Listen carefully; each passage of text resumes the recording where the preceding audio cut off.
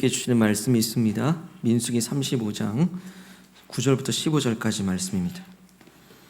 민수기 35장 9절부터 15절까지 말씀. 여호와께서도 모세에게 말씀하여 이르시되 이스라엘 자손에게 말하여 그들에게 이르라. 너희가 요단강을 건너 가나안 땅에 들어가거든 너희를 위하여 성읍을 도피성으로 정하여 부주 중에 살인한 자가 그리로 피하게 하라. 이는 너희가 복수할 자에게서 도피하는 성을 삼아 살인자가 회중 앞에 서서 판결을 받기까지 죽지 않게 하기 위함이니라. 너희가 줄 성읍 중에 6을 도피성이 되게 하되 세 성읍은 요단 이쪽에 두고 세 성읍은 가나안 땅에 두어 도피성이 되게 하라. 이 6성읍은 이스라엘 자손과 타국인과 이스라엘 중에 거류하는 자의 도피성이 되리니 부지 중에 살인한 모든 자가 그리로 도피할 수 있으리라. 아멘. 오늘 말씀 제목은 두 번째 기회입니다. 두 번째 기회. 우리는 계속해서 민수기 말씀으로 은혜 나누고 있습니다. 오늘 우리가 읽은 말씀의 시기를 좀 보면은요, 이스라엘 백성들이 이제 이집트의 노예 생활을 마치고서 이제 광야를 거치고 생활한 지 40년 하고도 9개월째가 되는 날입니다. 되는 때입니다. 그래서 이제 드디어 하나님 약속하신 가나안 땅을 코앞에 두고 있는 거죠. 현재 이스라엘 백성들은 그 가나안 접경 지역에 모압이라고 하는 평지가 있습니다. 그 모압 평지에 이제 수개월간 머무르면서 저 가나안 땅에 들어가기 위한 만반의 준비를 하고 있는 상태입니다. 그래서 민수기를 쭉 보시게 되면 2차로 인구조사도 했지요. 우리 조직이, 우리 군대가 얼만큼인가 개수도 했었고요. 그래서 민수기라고 또 말씀드렸었죠. 그리고 또, 최근에는 이제 저 땅을 분배받기 위해서 이제 저 땅에 들어가게 되면 이스라엘은 12지파가 있죠. 그 12지파가 그냥 막 아무데나 흩어져 사는 게 아니고 12지파별로 이렇게 땅을 분배받는데 그 땅을 분배받기 위해서 각 지파별로 한 사람씩 대표로 세워서 이제 땅 분배를 위한 위원회가 소위 말해 위원회가 조직된 상태입니다. 이제 하나님께서는 이 땅 분배를 함에 있어 가지고 또 하나의 가장 중요한 원칙 하나를 또 말씀을 하시는데요. 바로 레위 지파와 관련된 말씀입니다. 레위 지파, 그러니까 레위인들이죠. 이스라엘 12지파 중에는 이 레위 지파가 있는데 그 레위 지파들의 역할들은 무엇이냐면 성막, 오늘날 말하면 성전, 교회 같은 그 성막이 이제 이동하면서 하는 성전, 이동형 성전이죠. 그 성막을 관리하고 이동하는 그 보존하는 일에 이 레위인들이 특별히 쓰임 받았고 제사장들이 이 레위 지파를 통해서 계보가 이어지게 됩니다. 때문에 레위인들은 영적 지도자라고 생각하면 됩니다. 하나님과 이스라엘 백성들 사이를 제사라는 과정을 통해서 서로 중재시키고 화목케 하고 말씀을 가르치고 영적으로 지도하는 역할을 하는 이들이 이 레위인들이라는 겁니다. 때문에 이들은 땅을 분배받지 못합니다. 땅을 만약에 분배받는다면 생산 활동을 하게 되고 생산 활동을 하는 만큼 또 신경을 쓰게 되기 때문에 이 레위인들이 아예 땅을 주지 아니하고 온전히 성전의 일과 성막의 일과 그리고 제사하는 일에 집중하게 하고 영적 지도자의 일들을 집중하게 하시려는 그 하나님의 뜻이 있는 겁니다. 그래서 그럼 어떻게 사느냐? 이스라엘 지파들은 이 12지파들의 그 분배된 땅을 각각 흩어져 삽니다. 그 분배만 흩어져 살면서 그 지파, 그 지역의 지파에서 나오는 헌물을 통해서 이제 생계를 유지하게 되는 것이죠. 그렇게 전국에 흩어져 살게 된 레위인들의 성읍의 숫자가 48개 성읍입니다. 48개 성읍에 이제 흩어져 사는 거예요. 그런데 오늘 말씀은요, 그 48개 성읍 중에 특별히 6개의 성읍을 구별해서 말씀하십니다. 특별한 용도가 있기 때문이에요. 이 특별한 용도로 6개의 성읍을 따로 지정하라라고 말씀을 하시는 오늘의 장면인데 이 6개의 성읍의 이름은 바로 도피성입니다. 도피성. 말 그대로 도피할 수 있는, 도망쳐 들어갈 수 있는 곳이 도피성입니다. 피난처이기도 하고 보호처이기도 합니다. 그러면 누가 보호를 받는가? 누가 거기로 도망칠 수 있는가? 이스라엘 공동체 안에 살인사건이 일어났습니다. 살인사건이 일어났는데 그 살인사건이 부지 중에 고의가 아닌 실수로 어떻게 하다 보니 사람을 죽이게 되는 거예요. 바로 그렇게 고의성이 전혀 없는 살인자의 경우에 이 도피성으로 도망쳐서 그 도피성 안에서 생명을 보존할 수가 있었던 겁니다. 당시에는 그 고엘 제도라고 해가지고 고엘 제도라고 해가지고 자기 친족 중에 어떤 이가 살해를 당하게 되면 친족 중에 그 의무가 뭐냐면 그 사람을 위해서 대신 복수해 주는 제도가 있었습니다. 그래서 그 제도적으로 그 살인자가 뭐 고의로 했든 실수를 했든지 간에 원수를 갚으려고 하면 거의 합법적으로 그 사람을 똑같이 복수해 줄 수 있는 제도가 있었던 거죠. 그렇기 때문에 이 실수로 살인한 사람은 어떤 위협에 노출됩니까? 똑같은 살해의 위협을 받게 되는 것이죠. 이런 상황에서 전혀 의도도 없었고 계획도 아니었고 고의도 없는 실수에 의한 살인의 경우는 이 도피성으로 속히 달려가서 피해 숨어 들어갈 수 있었던 겁니다. 그래서 복수자들로부터 자기 생명을 지킬 수 있었던 거죠. 때문에 이 도피성은 멀리 있지 않습니다. 요단강을 기준으로 해가지고 요단 동편에 3개, 요단 서편에 3개, 그래서 6개의 성읍이 도피성으로 쓰이는데요. 이 도망치는 도망자가 이 빠른 발걸음질로 도망을 하게 되면 반나절 정도면요, 각각의 근처의 도피성으로 피할 수 있었습니다. 그만큼 그 위급한 상황을 위해서 6개의 성읍을 거점에다가 이제 세워 놓은 겁니다. 우선 이 도피성으로 피해 들어가게 되면 이 제사장의 보호를 받기 때문에 그 복수하려는 사람들도요 막 쫓아오다가도 이 도피성에서는 감히 들어갈 수가 없습니다. 그리고 도피성으로 들어가는 길을 잘 닦아놨어요. 그리고 표지판도 크게 만들어놔가지고 사람들이 얼른 봐도 여기가 도피성인지 알 수 있게끔 해놨습니다. 그만큼 하나님께서는 그 생명의 보존에 대한 마음이 있으신 것이죠. 그래서 복수자로부터 보호를 받고 재판을 받기까지 이 살인자를 보호하는 그런 역할을 합니다. 도피성 안에서 그냥 보호만 받는 건 아닙니다. 그 도피성 안에는 제사장이 살고 있는데 이 피해 들어온 살인자의 자초지종의 설명을 듣고서 이 사람이 진짜로 살인이 고의적이었는지 실수였는지를 판단을 합니다. 수사를 해요. 그래가지고 만약에 진짜 이게 실수가 아니고 고의적인 것으로 판단이 될 경우에는 이 도피성에서 쫓아내게 됩니다. 쫓아내서 판결대로 받게 되는 거죠. 그 당시 율법에도 사형에 해당되는 거죠. 살인하게 되면 사형에 해당되기 때문에 또 복수자들에 대해서 쫓기게 되기 때문에 그것은 거의 처벌을 이제 받게 되는 겁니다. 하나님은 왜 이렇게 이 도피성에 이런 규칙을 주셨을까? 좀 더 우리가 깊이 살펴보기 원하는데요. 하나님이 이스라엘에게 도피성을 주시고 그 도피성을 주신 이유가 오늘 우리에게는 어떤 의미가 있는지 그 이유에 대해서 우리 2가지 정도 살펴보고자 합니다. 먼저 하나님께서 도피성을 주신 첫 번째 이유는요, 하나님 나라 공동체를 보호하시기 위함입니다. 하나님 나라 공동체를 보호하시기 위해서.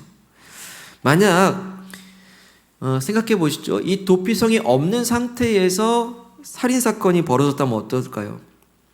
그렇게 되면 말씀드린 대로 그 피해자의 친족 중에 한 사람이 복수를 위해서 칼을 들게 될 겁니다.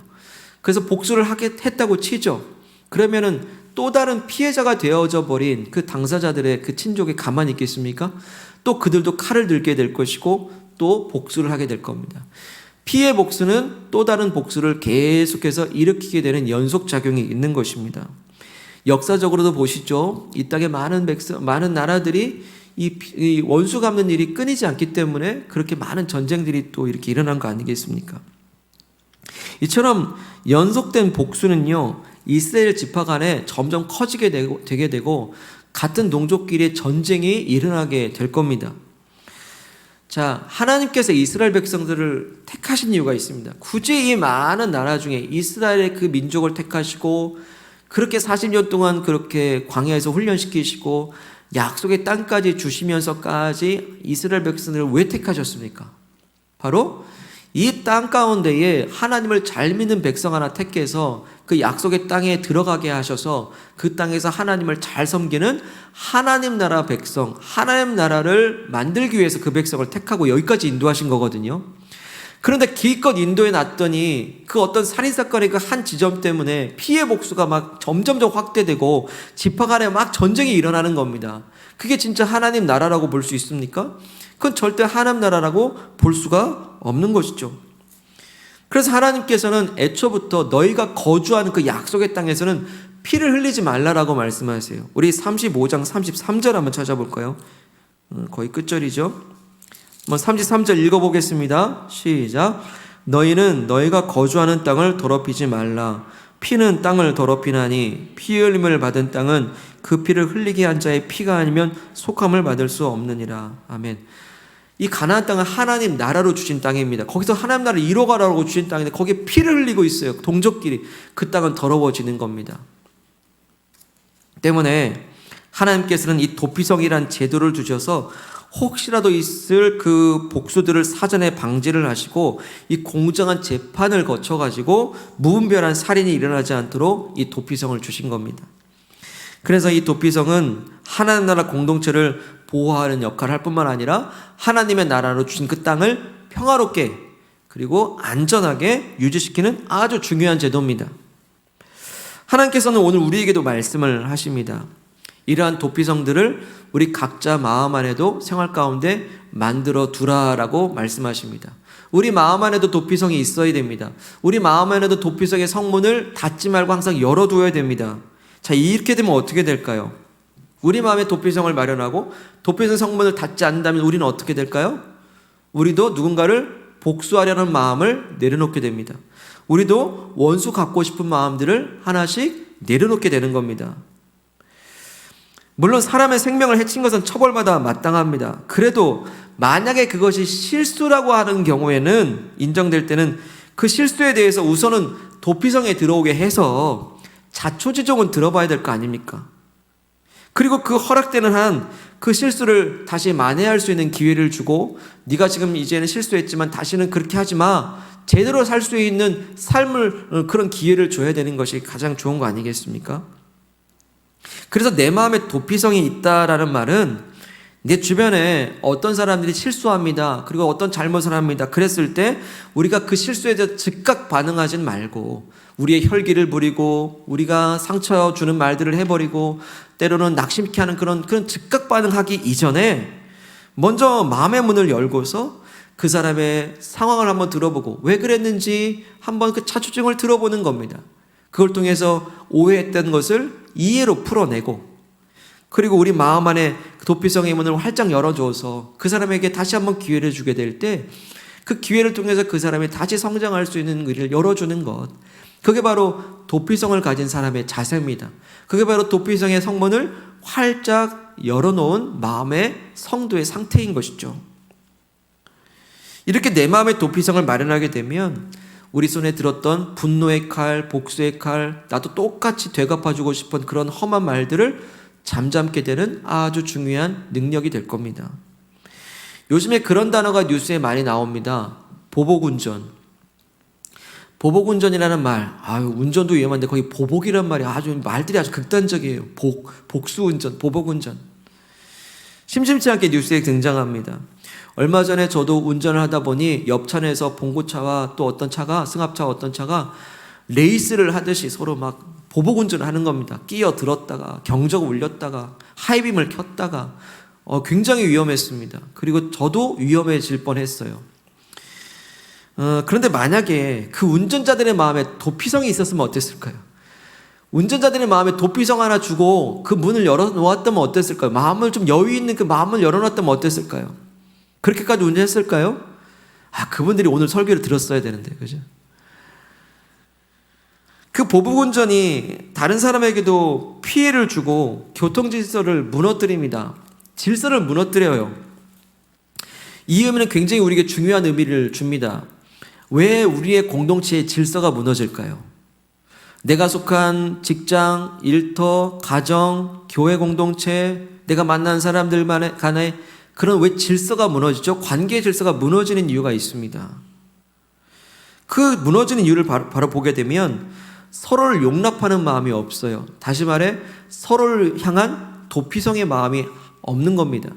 도피성이 있다고 할지라도 그 도피성의 문을 꽉 닫아 놓습니다. 교회를 다니지만 그리스도인이라고 하지만 도피성을 주셨지만 그 문을 닫아 놓고 있기 때문이에요.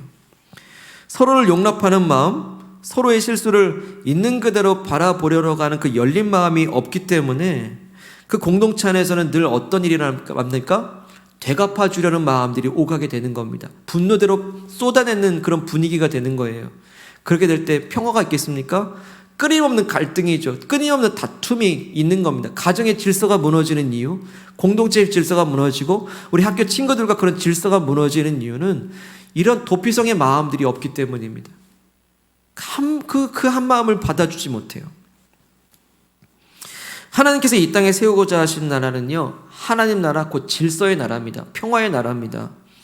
서로가 서로를 용납해주는 나라고요, 서로의 오해를 이해로 풀어주는 나라고요, 하나님께서 그렇게 서로 참아주고 용납하고 실수를 감싸주는 그런 하나님 나라가 우리 가정과 일터와 교회와 만나는 사람마다 이루어지기를 하나님은 지금도 일하시고 계십니다. 그래서 예수님도 이렇게 말씀하셨죠. 화평케 하는 사람은 하나님의 아들이라, 하나님의 자녀라 일컬음을 받게 된다라고 말씀하십니다. 우리는 하나님의 아들됨을 기뻐합니다. 우리 하나님의 딸 되었던 것을 참으로 믿고 감사합니다. 근데 이 말을 뒤집어 보죠. 우리가 하나님의 자녀 되었다고 한다면 우리는 화평케 하는 사람이 되어야 한다라는 그 명령의 말씀인 줄로 또한 믿습니다. 어떻습니까? 지난 한 주 지내시면서 우리는 화평케 하는 사람이었습니까? 하나님의 자녀들, 아들, 딸답게 우리가 만나는 모든 사람마다 싸웠던 것도 화해로 돌아서는 그 역할을 우리는 또 감당했습니까? 지난 한 주 우리 한번 돌아보시죠. 나는 또 누군가에게 화를 냈습니까? 나는 누군가에게 분노를 내었습니까? 가정에서, 일터에서, 학교에서, 어떤 상황에서 우리는 누군가에게 소위 말하는 그 가장 만만하다고 하는 사람에게 우리는 어떤 화를 냈고 또 어떤 좋지 않은 말을 또 쏟아냈습니까? 우리 배우자입니까? 아니면 자녀들입니까? 일터의 누군가입니까? 누구와 갈등이 있었을까요?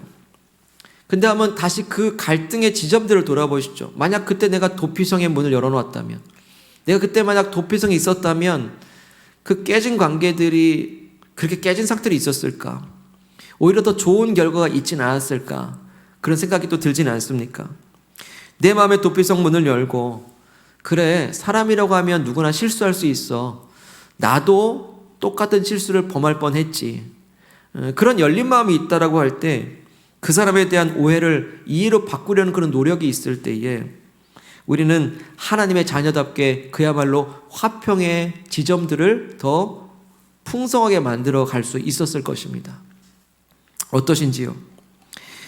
사랑하는 여러분, 오늘 우리 안에 하나님의 도피성을 마련하시기를 소망합니다. 그리고 그 문을 절대로 닫지 말기를 바랍니다.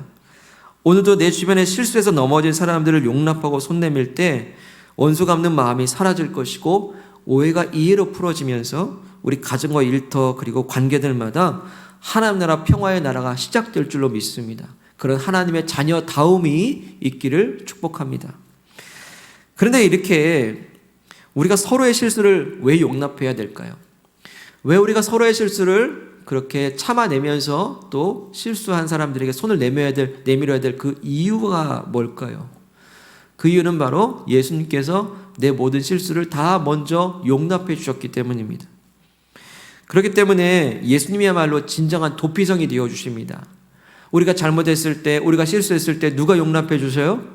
언제나 예수님께로 달려가면 예수님 우리를 받아주세요. 그리고 용서해 주십니다. 그래서 예수님은 그야말로 우리의 진짜 도피성이 되시는 줄로 믿습니다. 하나님께서는요, 이렇게 말씀하세요. 너의 실수가 예수님의 십자가에서 용납되었다라고 한다면 이제 너희도 서로 실수를 용납하는 것이 마땅하다라고 오늘 우리에게 말씀하십니다. 하나님께서는 이스라엘에게 단 6개의 도피성만 주셨다면 오늘 저와 여러분들 모두에게는요, 예수 그리스도라는 도피성으로 완전히 덮어주신 줄로 믿으시기를 바랍니다. 때문에 오늘 하나님께서 도피성을 주신 그 두 번째 이유는 뭐냐? 너희는 진정한 도피성 되시는 예수님께 늘 피하라 라고 말씀하십니다. 도피성 주신 이유, 예수님께 늘 피하기 위해서 우리에게 주셨습니다. 우리도 지내면서 때로는 실수해서 죄를 짓습니다. 그럴 때 우리는 예수님께로 당연히 달려가야 됩니다. 그러면 예수님은 십자가의 도피성으로 그 문을 활짝 열고 우리를 용납하고 받아주십니다. 우리 한번 생각해 보시죠. 상상해 보시죠. 예수님이라는 그 도피성으로 달려갈 때에 예수님의 도피성의 그 성벽은 뭘로 쌓여져 있을까요? 우리가 예수님이란 도피성으로 달려갔을 때에 예수님의 그 도피성의 성벽은 예수님께서 십자가에서 깨고 부서뜨린 자신의 몸을 통해서 예수님의 도피성을 쌓은 줄로 믿으시길 바랍니다. 예수님이 직접 세우신 예수님의 도피성, 그 문에는요, 그리고 좌우 임방 문설주에는 예수님의 그 유월절 어린 양의 피가 발라져 있다라는 것을 믿으시길 바랍니다. 그렇게 예수님의 살과 피로 세우신 십자가의 도피성문을 통과한다면 우리가 저질렀던 모든 실수의 그 죄들은 하나님께서 예수 그리스도의 피를 통해 다 용서해 주십니다. 그런데 여기 주목할 점이 있습니다. 예수님께서 우리를 그렇게 받아주시고 도피성의 문을 활짝 열어주신다고 해서 그래 도피성으로 언제나 달려가면 되니까 마음대로 살면 됩니까?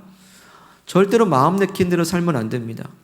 언제나 도피성문이 열려 있다고 해서 언제든 가면 용서해 주신다고 해서 우리 마음대로 무질서하게 살아서는 절대로 안 됩니다. 그것은 바로 고의적으로 죄를 짓는 것이기 때문입니다. 고의적인 죄예요. 근데 오늘 말씀 뭐라고 말씀하십니까? 도피성에 들어갈 수 있는 대상이 한정되어 있죠. 고의적인 살인자가 아니라 실수로 저지른 사람만이 그 도피성으로 들어갈 수 있다는 겁니다. 고의적으로 지은 죄는 어떤 처벌받는가가 16절부터 21절까지 우리 읽지 않았지만 그 나머지 구절들이요, 연장이나 도구, 미호에서 의도적으로 사람을 죽인 사람들이 어떻게 처벌받는가를 그대로 보여주고 있는 겁니다. 그에 따른 처벌을 말씀하세요. 고의적으로 지은 자들의 처벌을 말씀하세요. 여러분, 이 말씀을 우리가 오해해서는 안 됩니다. 예수님의 십자가 용서라는 게 사람이 실수로 지은 죄만 용서하시고 고의적으로 지은 죄는 절대로 용서하지 않는구나 라고 오해해서는 안 됩니다. 왜냐하면 예수님의 십자가의 용서는요, 그 어떤 죄도 용서치 못할 죄가 없으시며 예수님의 십자가의 용서는 그 어떤 죄인도 용서치 못할 죄인이 없으심을 믿으시길 바랍니다. 십자가의 용서는 완전한 용서이기 때문에 그렇습니다.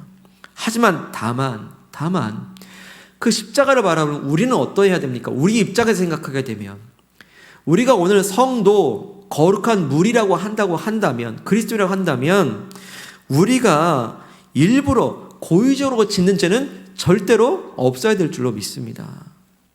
혹 우리도 연약하기 때문에 실수해서 짓는 죄는 혹 있을 수도 있어요.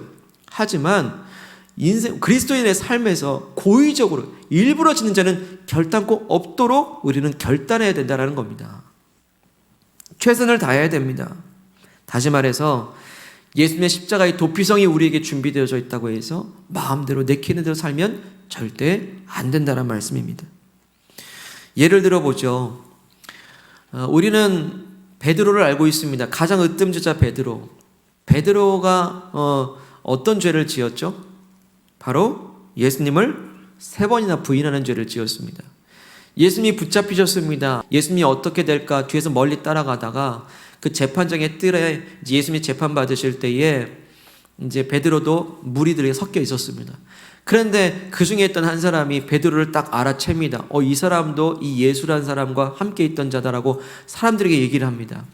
그러니까 베드로가 어떻게 합니까? 그때부터 예수님을 부인하기 시작합니다. 계속해서 거듭해서 지적을 당하자 3번이나 부인을 하게 되는데요. 말씀을 이 부분을 한번 나중에 자세히 한번 읽어보시게 되면요. 재밌다는 표현은 좀 그렇지만 흥미로운 게 뭐냐면은 부인을 하는 그 강도가 점점 세집니다. 점점 세져요. 처음에는 예수를 모른다고 할 때 모든 사람 앞에서 나 몰라요 라고 부정을 합니다. 그런데 또 지적을 당하니까 그때는요, 맹세까지 하면서 예수님이 하지 말라 하신 그 맹세까지 하면서 나는 예수를 모르라고 아주 큰 소리를 칩니다. 점점 강도가 세지죠. 근데 마지막 3번째는 더 세져요. 또 지적을 당하니까 그냥 맹세가 아니고 저주까지 합니다. 내가 모른다니까 저주까지 하면서 맹세를 했다라고 얘기해요. 그러면서 점점 부인하는 강도가 점점 세지는 겁니다. 예수님 모른다고. 그렇다고 한다면 한번 질문 드려보겠습니다. 이 베드로의 죄는 실수로 지은 죄입니까? 고의적으로 지은 죄입니까? 어떠십니까? 그것도 아주 명확하게 자기 입으로 모든 사람 앞에서 맹세하도 몰라 저주까지 하면서 맹세까지 하는 그 베드로의 죄는 실수로 지은 죄입니까? 고의적으로 지은 죄입니까? 어쩌면 이 3번의 부인은 3번의 회개 기회거든요. 근데 그것을 다 박차고 그렇게 3번이나 강도 높게 부정한 베드로의 죄는 실수입니까? 고의입니까? 그런데 결론은 무엇이죠? 예수님께서 베드로의 죄를 용서해 주신다는 사실입니다. 그리고 다시 두 번째 기회를 주셔서 이제 교회의 위대한 지도자로 쓰임받게 하신다는 사실입니다. 이것은 저의 묵상입니다만 저는 이렇게 생각합니다. 저는 베드로의 3번 부인했던 그 죄가 아주 고의적인 죄라고 생각합니다. 그런데 예수님은 베드로의 그 고의적인 죄를 실수처럼 여겨주셨다라고 또한 생각합니다. 그렇게 여길 수 있는 근거는 뭐냐면 베드로가 그렇게 3번이나 부인하고 나서 새벽 달기 옵니다. 그리고 예수님 말씀이 생각납니다. 네가 달기 오기 전에 3번이나 나를 부인하리라. 그 말씀이 생각이 나서 이제 밖에 나가서 심히 통곡을 합니다. 바로 통곡했다는 그 지점이에요. 바로 돌이킴이죠. 자신의 이 고의적인 죄 앞에서 심히 통곡하며 회개하는 그 사람을 예수님은 어찌 안 받아주시겠습니까? 고의적인 죄를 짓고서 그래서 도피성 안으로 피해 들어갔더니 그 문이 닫혀 있어. 너는 고의적으로 죄 했으니까 안 돼. 그런데 그 도피성 밖에서 자신의 잘못을 회개하면서 통곡하며 가슴 치는 그 사람을 예수님은 왜 다시 문을 열어주지 않으시겠습니까? 베드로의 그 고의적인 죄도 그 통곡의 회개의 그 눈물 앞에서 예수님은 실수로 여겨주시고 베드로에게 다시 기회 주셔서 다시는 죄를 범치 말라 하신 그 말씀 가운데 베드로는 성숙하게 자라가서 이제 교회의 위대한 지도자로 쓰임받게 되는 것입니다. 사랑하는 여러분, 우리가 실수하여 넘어질 수는 있습니다. 그랬을 때 예수님의 그 십자가 도피성으로 언제나 나아가시길 바랍니다. 그 죄마저도 실수해서 넘어진 것이지 일부러 지은 죄는 없기를 또 소망합니다. 하지만 그럼에도 불구하고 예수님의 그 십자가 도피성에 한없는 자비와 은혜를 믿으시길 바랍니다. 다만 그 십자가의 그 예수의 도피성으로 가실 때는 그냥 가지 마시고 베드로처럼 눈물로 다가가십시오. 통곡의 회개로 가십시오. 그리고 다시 기회를 주실 때 너는 죄를 범치 말라 하신 그 음성에 순종하여 이제 더더욱 거룩한 삶으로 나아가시는 저와 여러분들 되기를 소망합니다. 오늘 말씀을 통해서 하나님께서 도피성을 주신 그 뜻을 통해서 오늘 우리에게 이렇게 말씀하셨습니다. 첫 번째, 우리 마음과 심령에도 도피성을 마련하고 그 도피성의 성문을 활짝 열어놓으시기를 바랍니다. 예수님께서 십자가에서 내 실수를 먼저 용납해 주시고 그 도피성의 나를 먼저 허락해 주셨다면 우리도 서로 실수를 용납하고 그 상황들을 왜 그럴 수밖에 없었는지의 상황들을 먼저 들어보고 경청할 수 있기를 바랍니다. 그렇게 오해를 이해로 풀어내실 때에 그들의 넘어진 곳에 손을 내밀어 주시고 다시 기회를 주셔서 그 기회를 은혜 삼아서 그들이 다시 일어날 수 있도록 격려하시고 용기 주는 그 도피성들을 다 마음에 마련하시길 바랍니다. 심지어 운전할 때도 그리고 심지어 어떤 생활을 할 때도 이 도피성을 늘 기억하시길 바랍니다. 두 번째 뭐였습니까? 진정한 도피성 되시는 예수님께로 언제나 피해서 달려가시는 우리가 되시길 바랍니다. 실수해서 넘어지고 죄를 범할 때마다 언제나 십자가 보혈로 용서해 주시고 받아주시는 예수님께 나아가서 그 십자가의 그 도피성을 통과해서 용서받기를 소망합니다. 그럴 때 그 도피성에는 눈물로 통과하시길 바라고 통곡의 회개로 통과하시길 바라고 그리고 그 음성 앞에서 그 성문 앞에서 다시는 죄를 범치 말라 하신 그 음성 앞에 우리가 순종하여 날로 거룩해질 때 우리를 통해서 하나님 나라가 우리 가정과 일터와 관계마다 시작될 줄로 믿습니다. 주님의 자녀된 평화의 전달자 되시기를 주님의 이름으로 축복합니다. 아멘. 사랑하는 여러분, 우리는 날로 새로워질 수 있습니다. 하나님께서 우리 가정과 일터와 상황과 관계마다 하나님 나라를 시작하셨습니다. 그런데 하나님 나라 시작된 우리의 현실들은 어떠한지요? 원수 갚으려 하고 보복하려 하고 때로는 받은 대로 되갚아 주려고 하는 그 마음들로 서로 미움과 갈등과 다툼 가운데 있는 것은 아닌지요? 세상의 나라는 도피성의 여유가 없이 그렇게 경쟁하며 달려갈 때 때로는 하나님 나라의 질서가 무너지는 것을 보게 됩니다. 왜 우리의 속한 공동체의 질서가 무너지고 있을까요? 그 많은 이유들 중에는 내 마음에 도피성 하나 마련할 자리가 없는 것은 아닙니까? 왜 학교 친구들과 때로는 갈등과 다툼 가운데 있을까요? 혹시 도피성의 문이 닫혀 있는 것은 아닐까요? 왜 우리가 참아내야 될까? 왜 그 사람의 실수를 용납해야 될까? 이제 예수님을 바라보시길 원합니다. 나를 먼저, 내 모든 실수들을 먼저 받아주시고 인내해 주신 예수님 바라보면서 우리도 그 어떤 이들의 실수들을 한 번, 두 번 용서하고 용납해 볼 수 있기를 원합니다. 그렇게 시작될 때 우리를 화평케 하는 사람으로 쓰임받게 해달라고, 우리에게 그런 도피성의 마음이 열릴 수 있도록, 그리고 마련될 수 있도록 우리 결단하면서 함께 기도하겠습니다. 하나님 아버지 감사합니다. 우리에게 평화의 나라를 시작하신 하나님 감사합니다.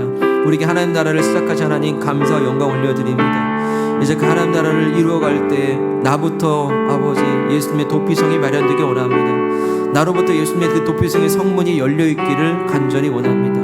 아버지 하나님, 때로는 그 실수를 용납하는 것이 이해가 되어지지 않고, 때로는 용납할 마음도 없지만, 내 안에 어떤 분노가 일어날 때 있지만, 그때마다 내 실수를 먼저 용납해 주신 예수님의 인내를 바라보게 하시고, 주께서 그렇게 십자가의 나를 용납하신 같이 우리 서로를 용납할 수 있는 우리의 여유가 있기를 원합니다. 그래서 그 사람도 그 은혜를 따라서 예수를 보게 하시고, 그 사람도 다시 얻은 기회를 통해서 자라가고 성숙될 수 있는 기회가 될 수 있도록 하나님 나라를 이루어 주시옵소서. 우리 또 하나 위해 기도합시다. 우리의 진짜 도피성은 바로 예수님이십니다. 우리가 어떤 실수에 넘어진 죄가 있다면 늘 주님 앞에 돌아가 회개할 수 있기를 원합니다. 그렇게 늘 거룩한 습관들이 있기를 바라고요. 또 하나 결단하며 기도할 것은, 주님, 우리의 죄가 일부러 짓는 죄가 평생토록 없게 해달라고 기도합시다. 고의적으로 일부러 짓는 죄가 없도록, 그리고 실수해서 넘어지지 않도록 또 도와달라고 기도합시다. 그렇게 주 앞에 나아갈 때 이제는 그냥 나가지 말고, 도피성 있다고 열려있다고 마음 내키는 살지 말고, 도피성의 은혜 앞에서 이제 그 도피성으로 나아갈 때마다 베드로처럼 눈물 흘리는 그렇게 회개의 기도가 있을 때 우리의 죄를 실수로 여기시고 용서하실 것을 또한 바라봅시다. 우리의 경건한 생활을 위해서 그렇게 나에게 두 번째 기회를 주사 다시 거룩하게 살게 하실 때 날로 새롭게 해달라고 우리 합심하여 기도하겠습니다. 하나님 아버지 감사합니다. 우리에게 도피성 열어주시고 우리에게 두 번째 기회를 주시니 감사합니다. 두 번째 기회를 줄 때 그 기회를 놓치지 않게 하시고 기회를 붙잡아 이제 거룩한 생활로 나아가게 도와주시옵소서. 하나님 아버지, 이제 주님 앞에 나아갈 때 실수하여 짓는 죄가 있습니다. 아버지, 부디 원하는 것은 고의적으로 짓는 죄가 없게 하시고 이제 주님 앞에 아버지 나아가는 모든 심령들마다 예수 그리스도의 보혈로 깨끗하게 하시고 거룩하게 해주시기를 간절히 원합니다. 거룩하신 하나님 아버지, 이제 우리를 붙잡아 주셔서 주의 사랑의 손길을 어루만지시며 다시는 죄를 멈지 말라 하실 때에 그 음성에 순종하게 하시고 그 음성을 따라서 이제 주 앞에 아버지 하나님 더욱더 거룩한 생활로 나아갈 수 있도록 인도하여 주시옵소서. 의지합니다. 존귀한 주 보혈이 내 영을 새롭게 하시네. 존귀한 주 보혈이 내 영을 새롭게 하네. 하나님 아버지, 감사를 드립니다. 하나님 나라, 그 평화의 나라를 우리를 통해 이루시고자 가정에 심으시고 일터에서 일하게 하시고 사람들 만나게 하시니 감사하며 학교 다니게 하시니 감사합니다. 아버지, 내가 선 곳은 평화의 나라입니까? 다툼의 나라입니까? 아버지, 어찌하든지 심겨진 곳에서 하나님 나라 평화를 이루어가는 하나님의 자녀다움이 우리 안에서 시작되게 하여 주시옵소서. 하나님 아버지, 이를 위해서 우리 안에 도피성을 마련하기 원합니다.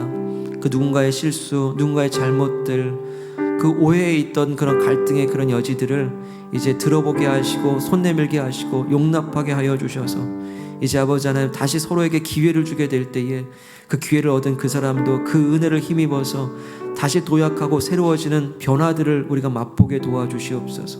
그래서 아버지 하나님, 그들도 우리 안에 계신 그 용납하시는 예수님을 볼 수 있기를 원합니다.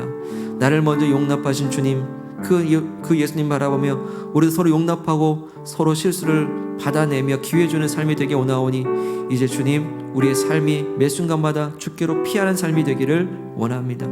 아버지, 때론 실수하여 넘어질 때가 있습니다. 주님 우리를 받아 주옵시고 그렇게 도피성으로 피할 때에 우리가 회개하며 눈물 흘리게 도와 주옵소서.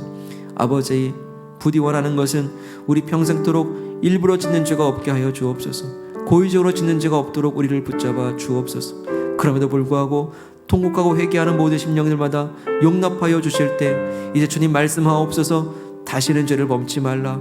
두 번째 기회를 주실 때 그 기회 놓치지 말고 날로 새로워지고 거룩한 삶으로 자라가게 도와주시옵소서. 그래서 우리가 속한 모든 자리가 하나님 나라 되기를 간절히 원합니다.